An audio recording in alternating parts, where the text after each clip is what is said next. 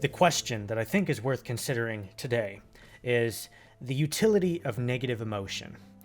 Because often we get into a negative state, an affective downturn, and we feel bad and we resent this moment in our lives that makes us feel so, which I don't think is necessarily the appropriate approach. For one, just as your good feelings have your best interests in mind, it feels good to eat good food, it feels good to be in good company, it feels good to do things that are beneficial for you.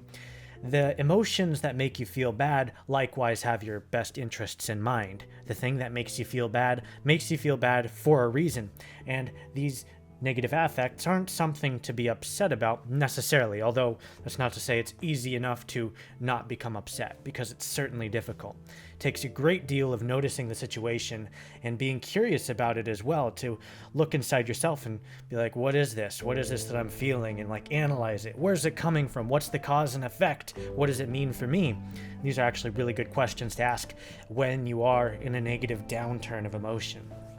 But ultimately, it's changing how we look at this thing so that we don't see it as something necessarily to avoid, because inevitably we will be beset by negative emotion, and at which point we can't avoid it, so we might as well accept it, and if anything, cultivate a curiosity towards this emotion. It can be applied to many things. The negative affect from not getting what you want, maybe you got rejected from a job or a love interest of sorts. Actually, even the love interest in particularly is really interesting, because that in and of itself, it's such a profound emotion. The negative downturn of that, the rejection, the being in love for years, and then all of a sudden the partner's like, yo, not feeling it, and you're like, but I was, and then you're rejected and you feel like shit. And it's not to say that that's easy to contend with, because it absolutely isn't, but what I can say is that that downturn is absolutely profound. And I think that's why you see things like romance movies or dramas or music, particularly romance music, do so well, because there's something in that stuff that speaks to our something within us that is very important, profound, these things I've already said. But it is my perspective, which I could be wrong, but it seems to me that the best thing you can do in these profound emotional moments is to, like I said, become very curious about them, to try to adopt a semi-objective stance, not to say don't experience it, because that could exacerbate the problem, to be beset by a negative emotion and to like, no, like that's not good either. What you need to do is accept the emotion and then hopefully be curious about it. Analyze the emotion and see what it means for you. Does it indicate something that you've done wrong? Because ultimately, this is what negative emotions are doing for you. They're indicating something. Maybe it's indicating simply that you failed a relationship. Your friend all of a sudden hates you and you feel guilt. And maybe that guilt is reasonable to have, and you should analyze that and be like, you know what? I really shouldn't have like stole their stuff or done whatever it was that made the friend dislike you.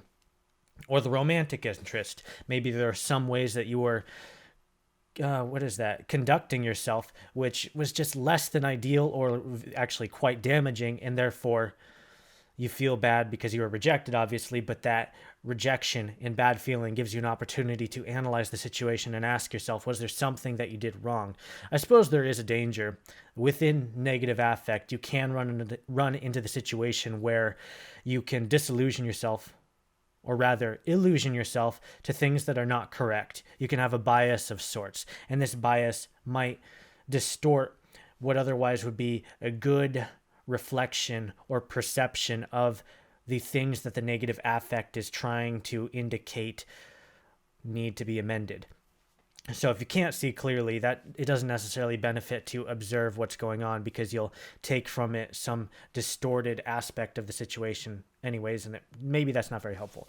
And I'm kind of losing myself in the weeds here, because these thoughts are just coming to me as they are, and to be able to actually communicate them in such a way that makes sense is not the easiest thing. It takes a bit of slowing myself down and speeding myself up and really trying to convey words in a way that makes sense and aren't just a bunch of gibberish that kind of float around and say, hey, words, and like you're trying to follow along and boom. Know what I mean? But yes, the primary thing, these negative emotions, the rejection, the disappointment from others, whatever the case might be, the negative emotions that you feel.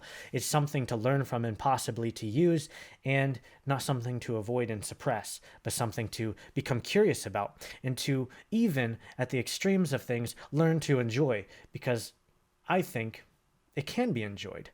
You're going through life and you have an upturn and it's awesome and things are ecstatic. Things are working out. You found the love interest. You have the great job. You have the things that make a fulfilling life for you. And then all of a sudden, they start popping off and shit's going downhill. And you wonder, why is this happening to me? And you're deep in remorse and just sadness and like, the universe is out to get me. What the fuck is this? But what's interesting about that moment is that it is so profound to be there and to experience that.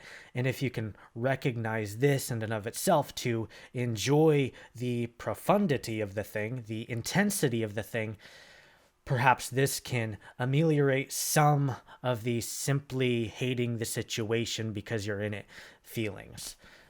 Because you're curious and you learn to enjoy it. And you learn that these things, these negative emotions, mean something potentially very valuable to you, me, anybody. I mean, if we didn't feel bad about things, that'd be a sketchy world to be in. Everybody only feels good. And it's not the kind of feel good that like, oh, well, you never feel good because you need the bad to complement the good. No, legit, like, hey, everybody's feeling good. They've got infinite dopamine and all the other good chemicals that make them feel dandy. And no negative emotion. What kind of world would that be in? What kind of world would that be? I could walk up and stab you and ha! And you'd be happy still, and I'd be happy, and you'd be dead, and I'd be happy. And then I'd stab somebody else, and it's not because I have any good reason to. I just feel good doing whatever the fuck it is that I'm doing, so it really doesn't matter what I do. I could be in ecstasy, sitting in a porta potty, just chilling. That's pretty gross. Just chilling. I don't know. So the point is that these negative emotions are incredibly valuable and necessary. If you know anything about pain, for those who have no pain, physically speaking, who life is not that easy, especially if you grow up without pain. The parents who have had to deal with kids that have no pain and therefore can utilize their inability to feel physical trauma against the parents because the parents can empathize with the situation. Hey, don't burn yourself on the stove. I know how bad that is for you. Makes the parent cringe, but to the kid, it's like, it doesn't hurt me, but it gets what I want because the parents don't like it, so I can just hurt myself and the parents do what I want.